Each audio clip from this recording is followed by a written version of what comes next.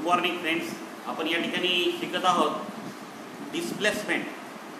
आणि डिस्प्लेसमेंटमध्ये आपण आधी सुरुवातीला त्याची डेफिनेशन काय होती. Definition the shortage path travelled by the object is called as displacement. म्हणजे या ठिकाणी कमीत कमी जे अंतर आहे. आता जसं की आता मी समजा सांगितलं की आपल्याला नांदेडला जायचं वसमधून नांदेडला जायचं असेल तर शॉर्टेज पाथ कोणता. तर शॉर्टेज पाथ कोणता आहे तो आशेगाव रोड समजा. त्याच्या पुढचा रोड कोणता आहे समजा तो मालेगाव रोड. आणि त्याच्या पुढचा रोड कोणता आहे समजा अर्धापूर रोड. अर्धापूर रोडने तुम्ही नांदेडला जाऊ शकता किंवा मालेगाव रोडनं जाऊ शकता किंवा आता हा जो की आपला आशेगाव रोड नांदेडला आपण पोहोचू शकतो 20-22 किलोमीटर. इकडे समजा 40 किलोमीटर आणि तिकडे 45 किलोमीटर. अशा पद्धतीनं आपलं शॉर्टेज पाथ म्हटलं तर कोणतं येईल मग या ठिकाणी आशेगाव रोड. म्हणजे तसं नांदेडला जायला खूप सारे रस्ते आहेत पण या ठिकाणी between the 2 point the shortage length path length it is called as the displacement. हे आपण इथे समजून घेतलं. पण आता डिस्प्लेसमेंट कसं मोजायचं हे आपण काल डिस्कस करत होतो. पण आता आज परत एकदा हे डिस्प्लेसमेंट कसं मोजले जाते. आता डिस्प्लेसमेंट ही जी क्वांटिटी आहे ती काय आहे व्हेक्टर क्वांटिटी आहे. म्हणजे या ठिकाणी या क्वांटिटीला काय आहे मॅग्निट्यूड पण आहे आणि डायरेक्शन पण.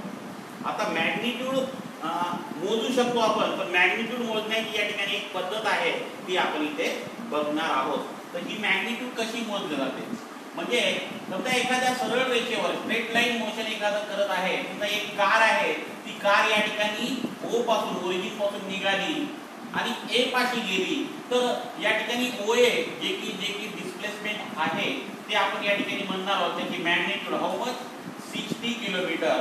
परत ही कार या ठिकाणी ए पासून ती बी कडे गेली म्हणजे ओए प्लस ए बी. तर हे अंतर या ठिकाणी झालं 120 किलोमीटर. म्हणजे हे आपल्याला सर तुम्ही म्हणसाल की सर हे तर डिस्टन्स सारखंच तुम्ही मोजत आहात पण याच्यामध्ये आपण जे अंतर सांगत आहोत की ओए आणि ए बी. आता आपल्याला जर विचारलं की what is the displacement between the 2 points A बी.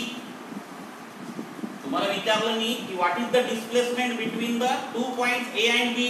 मग तुम्ही काय करसाल की याला x2 नाव दिलं आपण आणि याला या डिस्टन्सला x1 नाव दिलं. तर इथे डेल्टा x बरोबर आहे x2 मायनस x1. अशा पद्धतीनं आपण हे डिस्प्लेसमेंट काढू शकतो. आणि हे या ठिकाणी आपल्याला सांगते की the shortage distance between the 2 point जे की या पद्धतीनं आपण ते काढू शकतो. आता हे काढायचं झालं. अजून एक दुसरी गोष्ट की या ठिकाणी डिस्टन्स आणि डिस्प्लेसमेंट ह्या दोन्ही गोष्टी कशा आहेत वेगवेगळ्या आहेत. तर हे आपल्याला इथे समजून घ्यायचं. आता आपण या ठिकाणी डिस्टन्स आणि डिस्प्लेसमेंट सरळ रेषेवर तुम्ही विचार केला तर ते सारखं त्याची मॅग्निट्यूड सारखी येऊ शकते.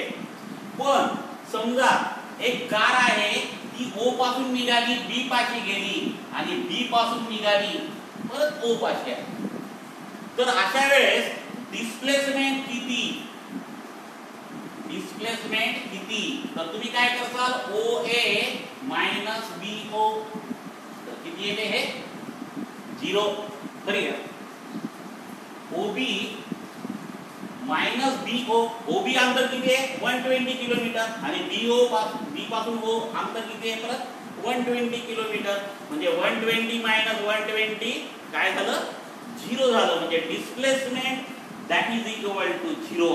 तुम्ही म्हणता सर एवढं पाथ ट्रॅव्हल केली तरी पण डिस्प्लेसमेंट 0 कसं काय. कारण या ठिकाणी डिस्प्लेसमेंटला आपण मॅग्निट्यूड गृहीत धरत आहोत परत त्याची डायरेक्शन सुद्धा गृहीत धरत आहोत. जेव्हा इकडून इकडे अंतर ट्रॅव्हल करत आहे तेव्हा ते पॉझिटिव्ह एक्स ऍक्सिस वर ट्रॅव्हल होत आहे आणि जेव्हा इकडून इकडे ओ कडे येत आहे तेव्हा हे डिस्टन्स किंवा हे जी मॅग्निट्यूड आहे ती मायनस होत आहे. म्हणून डिस्प्लेसमेंट जे की या ठिकाणी 0 येत आहे. पण डिस्टन्सचा विचार केला तर डिस्टन्स मध्ये आपण काल सांगितलं होतं distance never be negative. Displacement may be negative but distance never be negative. म्हणजे जेव्हा एखादी कार ओ पासून निघते बी पाशी जाते आणि बी पासून निघते परत ओ पाशी येते तेव्हा इथे सरळ सरळ तुम्हाला या दोन मॅग्निट्यूडचा या ठिकाणी ऍडिशन करावं लागेल. म्हणजे त्या कारनं चालून गेलेलं अंतर यामध्ये डायरेक्शनचं कुठं घेणं देणं नाही, पण डिस्प्लेसमेंट इथे 0 व्हायची, कारण ओ पासून निघाली परत ओ पाशीच यायची. म्हणजे काय झालं, shortest distance between the starting point and end point. Starting point सुद्धा होच आणि एंड पॉइंट सुद्धा होच, म्हणून या ठिकाणी डिस्प्लेसमेंट काय झालं, 0 झालं. पण डिस्टन्स नेवर बी निगेटिव्ह. तर सरळ रेषेमध्ये आता जेव्हा एखाद्या वेळेस असं एक्झाम्पल येऊ शकते की समजा ओ पासून निघाली कार, ती ए पाशी गेली, बरोबर आहे. तर what is the displacement? The displacement तुम्ही म्हणताल 60 किलोमीटर. आणि व्हॉट इज द डिस्टन्स? हे सुद्धा 60 किलोमीटर. कारण याच्यामध्ये काय झालं, ओ आणि ए हे दोन फिक्स पॉइंट आहेत आणि सरळ रेषेवर असल्यामुळं या ठिकाणी केलेलं मोशन याची मॅग्निट्यूड, डिस्प्लेसमेंटची मॅग्निट्यूड ही 60 किलोमीटर येत आहे. आणि डिस्टन्स जर मोजायचं झालं तर ओ ए हे चालून गेलेलं अंतर हे सुद्धा या ठिकाणी 60 किलोमीटर येत आहे. म्हणून या एक्झाम्पल मध्ये डिस्प्लेसमेंट आणि डिस्टन्सच्या मॅग्निट्यूड कशा आहे, सेम आहे. तर इथे एक गोष्टीचा फरक लक्षात असू द्या की डिस्प्लेसमेंट ही क्वांटिटी कशी आहे, it is a vector quantity, means it having direction that having magnitude. म्हणून त्याला आपण काय म्हणतो, व्हेक्टर. आणि व्हेक्टर याला आपण डायरेक्शन आणि मॅग्निट्यूड दोन्ही असते, पण स्केलर क्वांटिटीला फक्त काय असते, फक्त आणि फक्त मॅग्निट्यूडच असते. म्हणून त्याला म्हणायचं स्केलर क्वांटिटी. अशा दोन कॅटेगरी आहेत आणि या दोन कॅटेगरी ज्या की फिजिकल क्वांटिटी त्याच्यामध्ये डिराईव्ह केलेल्या आहेत. कोणाला डायरेक्शन आहे, कोणाला मॅग्निट्यूड पण आहे आणि कोणाला फक्त मॅग्निट्यूडच आहे. तर अशा पद्धतीने जसं की स्पीड आणि वेलॉसिटी, स्पीड स्केलर क्वांटिटी आहे आणि वेलॉसिटी कशी आहे, वेक्टर क्वांटिटी. तर आपण हे पुढच्या चॅप्टर मध्ये आपण हे पूर्णपणे डिस्कस करणार आहोत. तर आता या पुढचे जे की पॅरामीटर आपण या चॅप्टर मध्ये बघत जाणार आहोत, त्या पॅरामीटर मध्ये येणार आहे व्हेलॉसिटी, व्हेलॉसिटीचे टाइप्स आणि ॲक्सलरेशनचे टाइप्स. आणि हे सगळे आपल्याला या ठिकाणी पुढच्या येणाऱ्या चॅप्टर साठी खूप महत्त्वाचे ठरणार आहेत. तर मॅग्निट्यूड या ठिकाणी जे की आपण विचार केला, तर या ठिकाणी मोशन मध्ये जे की डिस्टन्सची मॅग्निट्यूड कधीच 0 नसते, पण डिस्प्लेसमेंटची मॅग्निट्यूड या ठिकाणी 0 येऊ शकते. हे एक मेन या ठिकाणी तुम्हाला लक्षात ठेवायचं आहे. तर आता याच्या पुढे आपण याच्यामध्ये अजून एक पॅरामीटर टाकणार आहोत. फक्त आता आपण distance travelled in a given time आणि displacement travelled in a given time. तर ह्याच्या दोन व्याख्या तुम्हाला लक्षात आल्या असतील. डिस्टन्सची व्याख्या किंवा पाथ लेंथची व्याख्या मी सांगितलेली, actual path travelled by the object is called as distance, है ना. आणि डिस्प्लेसमेंट म्हणजे काय, डिस्प्लेसमेंट म्हणजे काय, shortest path travelled by the object is called as displacement. तर ह्या दोन बेसिक व्याख्या आहेत. आता आपण पुढच्या ज्या की क्लासमध्ये जेव्हा जाऊ किंवा या त्याच्यामध्ये आपण वेगवेगळे मोशन बघत जाऊ, सर्क्युलर मोशन आहे, रोटेशनल मोशन आहे, तेव्हा याचे फक्त नावं बदलत जातात. त्याच्यामध्ये डिस्प्लेसमेंट तेच राहते, पण त्याचं नाव अँग्युलर डिस्प्लेसमेंट असं एक टर्म येते तुम्हाला. तसे आपण वेगवेगळ्या टर्म्स याच्या पुढच्या क्लासमध्ये आपण शिकत जाणार आहोत. पण आता बेसिक जे की आहे ह्या व्याख्या तुम्हाला क्लिअर झाल्या असतील आणि याच्यावरचं रीडिंग तुम्ही करा. बुकमध्ये NCERT मध्ये दिलं किंवा आपल्या बोर्डाच्या बुकमध्ये सुद्धा हे दिलेलं आहे तुम्हाला. आणि इथे बायफर्केशन दोन पार्ट केलेले आहेत, मोशन इन ए प्लेनमध्ये किंवा तर ते आपण याच्यामध्ये शिकत आहोत. तर हा बेसिक पार्ट तुम्हाला NCERT बुकमध्ये दिसतो आहे, तो 8वी 9वी 10वीच्या बुकमध्ये तुम्ही शिकलेला आहात. तर आता ते तुम्ही अजून परत एकदा क्लिअर करा. म्हणजे आपले सगळे मोशन 4 ते 5 प्रकारचे मोशन येणार आहेत आपल्याला 11वी 12वीच्या पुस्तकामध्ये. आणि त्या मोशनमध्ये हे सगळ्या गोष्टी परत तिथे रिपीट होणार आहेत. त्याच्यामुळे आधी बेसिक तुमचं क्लिअर झालं तर पुढचे आपण आता यानंतरच्या क्लासमध्ये आपण बघणार आहोत व्हेलॉसिटी. आता या ठिकाणी मोशन आपण जे शिकत होतो त्या मोशनमध्ये एक गोष्ट लक्षात घेतली की मोशनमध्ये ह्या दोन गोष्टी आधी शिकल्या.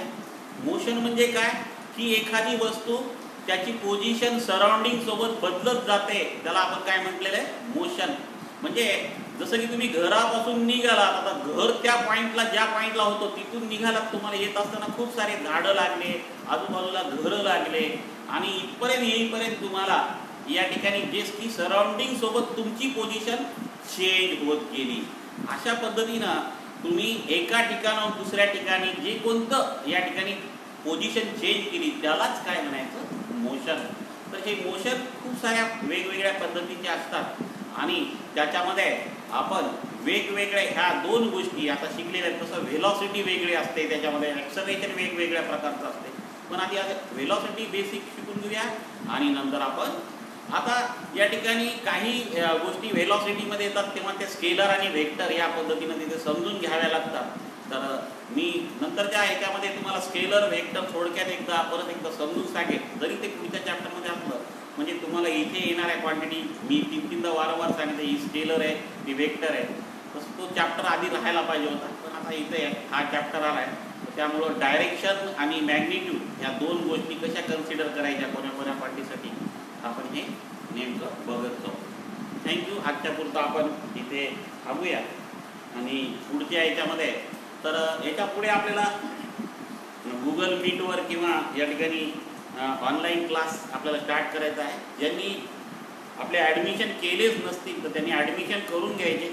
मी मेसेज पाठवत आहे, कुणी रिप्लाय करत नाही आणि मी त्याच्यामध्ये एक दोघाला रिमूव्हसुद्धा केलं. त्यांना वारंवार फोन लावूनसुद्धा ते याच्यावर काही हे करत नाहीत, रिप्लाय किंवा त्यांचं डिसिजन सांगत नाही. त्याच्यामुळं या ठिकाणी मी एक दोघाला रिमूव्हसुद्धा केलेलं आहे. तर तुम्ही तुमचं ज्यांचं कोणाचं ॲडमिशन राहिलं असेल तर त्यांनी करून घ्यायचं. आता जवळपास 1.5 महिन्याच्या वर 1 तारखेला क्लास सुरू झाले, 20 तारीख आहे आज, 1.5 महिन्याच्या वर आपलं झालेलं आहे. आणि तुम्हाला जर क्लास ॲक्च्युअल लावायचेच असतील तर ग्रुपमध्ये राहा, नसता मग आपण स्वतःहून रिमूव्ह व्हा.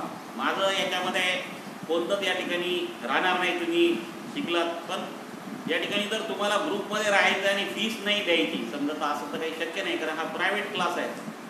तर आधी आम्ही एक गुड फेथमध्ये तुम्हाला याच्यामध्ये जॉईन केलेलं आहे आणि तुम्हाला आता डिसिजन घ्यावंच लागेल. अदरवाईज तुम्हाला हे जे की 2 दिवसामध्ये तुम्हाला डिसिजन नाही आलं तर मी बाकीच्यांना रिमूव्ह करणार आहे.